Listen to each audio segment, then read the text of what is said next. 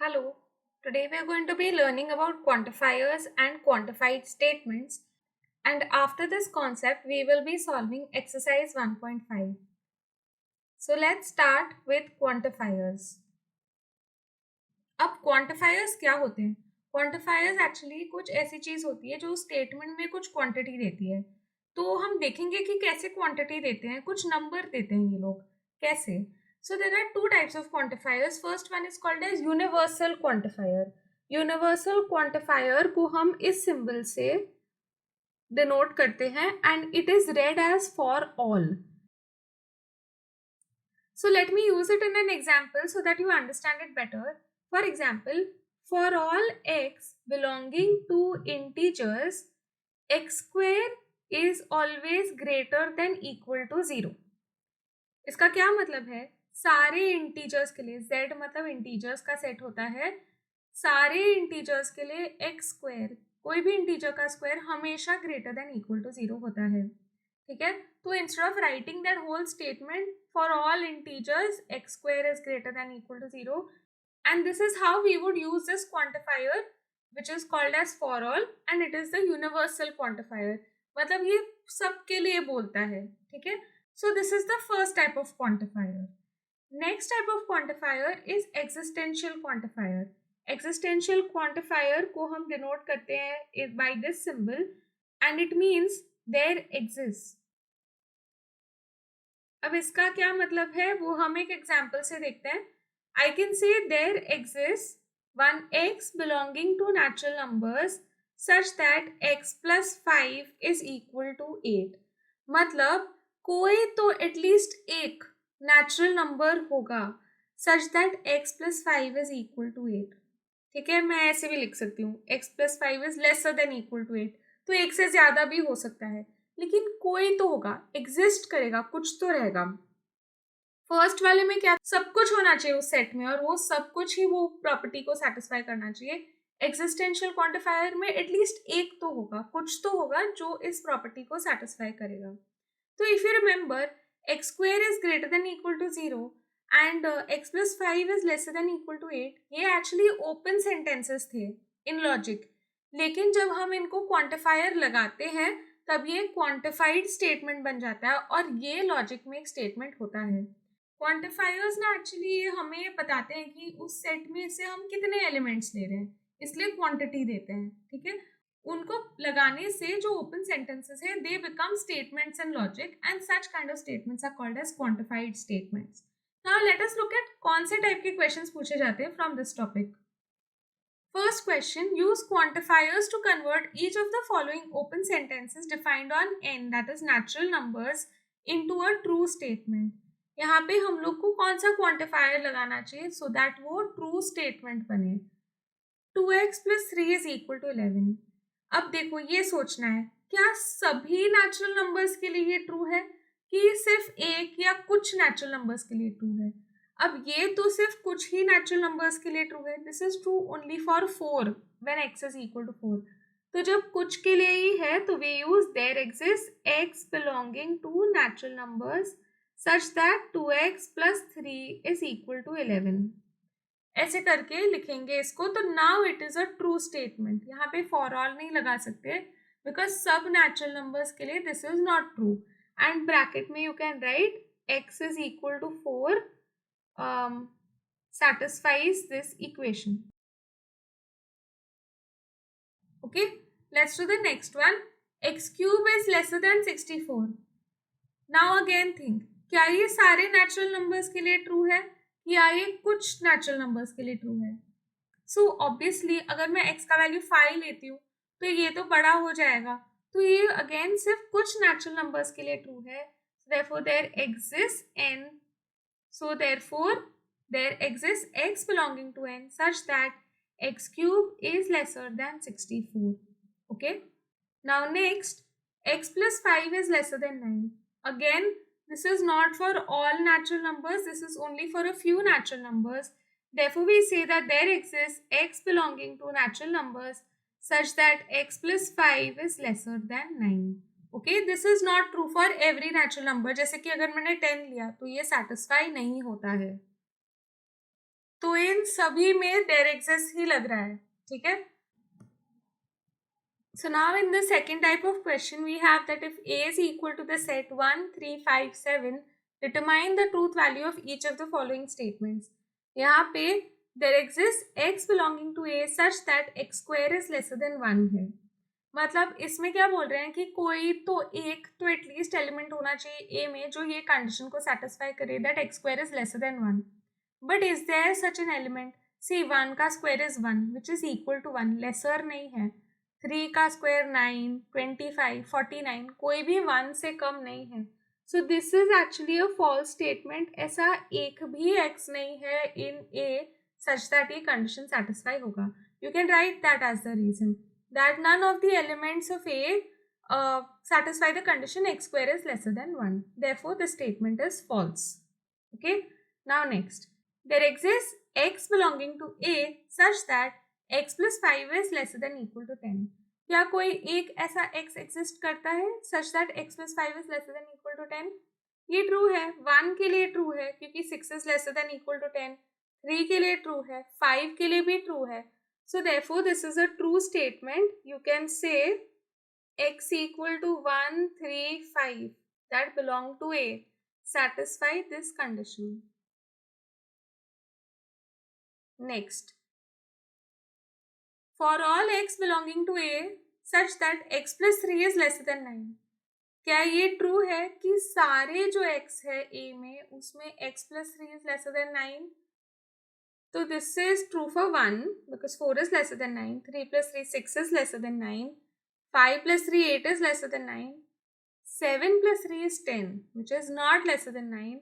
So ये for all है ना. अगर ये there exists होता ये ट्रू होता, लेकिन for all है सभी के लिए satisfy नहीं होता है. तो the truth value is false and you can say that 7 plus 3 is not lesser than 9.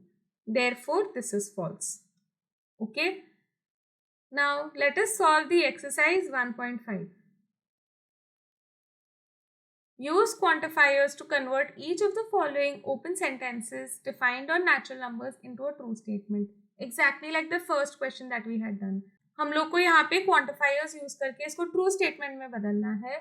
So now we have x square plus 3x minus 10 is equal to 0. See, we know for sure कि ये quadratic equation है और इसके दो ही solution हो सकते हैं. ठीक है, तो anyway हम लोग देखते हैं क्या solution आ रहे हैं कि solution आ भी रहा है कि नहीं, and then we can decide.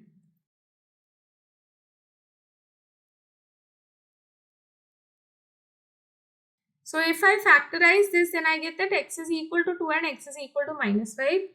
So एक natural number है 2. Therefore we can say that there exists x belonging to natural numbers such that x square plus 3x minus 10 is equal to 0. अगर एक भी नेचुरल नंबर नहीं होता तो फिर हम ये भी नहीं लिख सकते, तो फिर हमको लिखना पड़ता है कि there does not exist any natural number. ऐसे लिखते हैं. ठीक है, now next, 3x minus 4 is lesser than 9. तो यहाँ पे there will be one natural number. We can take x is equal to 1, x is equal to 2, x is equal to 3 भी सब satisfy करेंगे इसको.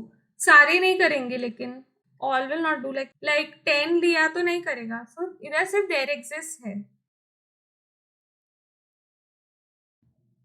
n square is greater than equal to 1. Now see, for all natural numbers क्या 1 से start होता है, मतलब सबके लिए होता है ना ये ट्रू, सभी के लिए 1 से इक्वल या बड़ा ही होता है. So therefore we can write over here for all n belonging to natural numbers n square is greater than equal to 1. सबके लिए satisfy होता है. ठीक है, now let us look at the next question. 2n minus 1 is equal to 5. This is true only when n is equal to 3. So यहाँ पे भी लिखेंगे there exists n belonging to natural numbers such that 2n minus 1 is equal to 5. यहाँ पे हर जगह पे you can write small reasons. जैसे कि यहाँ पे you can write कि since x is equal to 2 satisfies this equation, therefore we can say that there exists n. फिर यहाँ पे we can write कि since x is equal to 1, 2, 3, फिर 4 भी चलेगा ना, they satisfy this equation, therefore हम लोग लिखते हैं. फिर इधर लिख सकते हो कि फॉर ऑल n ये सेटिस्फाई होता है, देयरफॉर सब n के लिए it is greater than equal to 1, तो इसलिए ऐसे छोटे छोटे रीजंस लिख सकते हो. यहाँ पे also you can write n is equal to 3 satisfies this equation. Therefore we are writing there exists. Next, y plus 4 is greater than 6. यहाँ पे if I put y का वैल्यू as 3 तो it will be true. उससे बड़ा कुछ भी डालोगे तो ट्रू होगा. Basically y can be strictly greater than 2, तो फिर कुछ भी चलेगा. Here we will write there exists y belonging to natural numbers such that y plus 4 is greater than 6. Here you can write y is equal to 3, 4, so on, satisfy this equation. Next, 3y minus 2 is lesser than equal to 9. So we can say that 3y is lesser than equal to 11 actually. तो हम लोग y का value 1 ले सकते हैं, फिर 2 ले सकते हैं, सब सेटिस्फाई होगा. सो देयरफॉर यहाँ पे भी देयर एग्जिस्ट ही है, क्योंकि अगर मैं बड़ा नंबर लेती हूँ तो वो सेटिस्फाई नहीं करता है. सो जैसे कि 4 लेंगे तो सेटिस्फाई नहीं होगा. So there exist small y belonging to n such that 3y minus 2 is lesser than equal to 9. Here also you can write that y is equal to 1, y is equal to 2, satisfy करते हैं. इस reason से only there exists, not for all.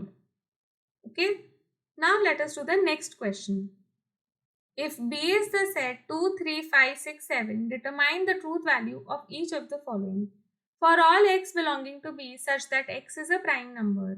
तो क्या इस set में सारे जो नंबर है वो प्राइम नंबर है? 6 नहीं है ना, so you will write since 6 is not a prime number, therefore the statement is false. Okay, next, there exists n belonging to B such that n plus 6 is greater than 12. अगर मैं यहाँ पे n का value 2 डालूं, 3 डालूं, 5 और 6 नहीं satisfy होता है, 7 डालने पे लेकिन सेटिस्फाई होता है, तो एक तो है ना, therefore it is true. So n is equal to 7 satisfies. और ना ऐसे नहीं लिखना है तो ऐसे भी लिख सकते हो कि 7 plus 6 is greater than 12, ऐसे भी करके लिख सकते हो. Therefore this is a true statement. Okay, next, there exists n belonging to B such that 2n plus 2 is lesser than 4. यहाँ पे now you substitute, 2 डाला तो क्या आएगा? 6, ट्रू नहीं है. नेक्स्ट, 3 डालेंगे तो 8 नहीं है, 5 डालेंगे तो 12, ऐसे बढ़ते ही जा रहा है. 14 आ रहा है 6 डालने पे, 7 डालने पे तो 16 आ रहा है. So this is not true for any of the values. So you can just say not true for any values, therefore it is false.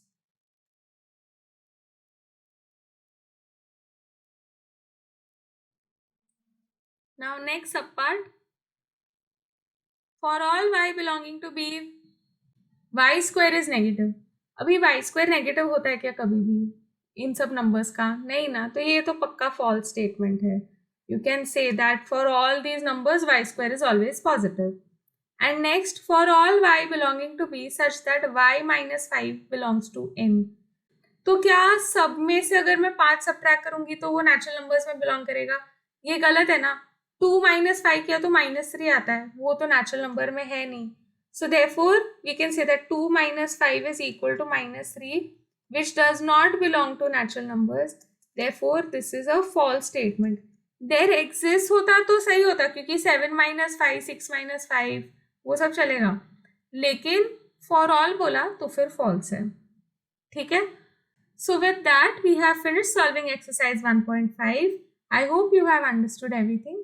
Now next time we will be learning about truth tables and will be solving exercise 1.6 question number 1.